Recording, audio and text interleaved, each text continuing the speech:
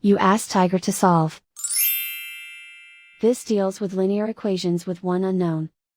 The final result is b equals 24. Let's solve it step by step. Group all constants on the right side of the equation. Subtract 9 from both sides. Simplify the arithmetic.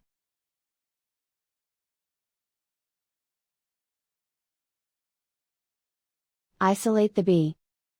Multiply both sides by 12. Group like terms. Multiply the coefficients. Simplify the fraction. Simplify the arithmetic. And so the final result is b equals 24.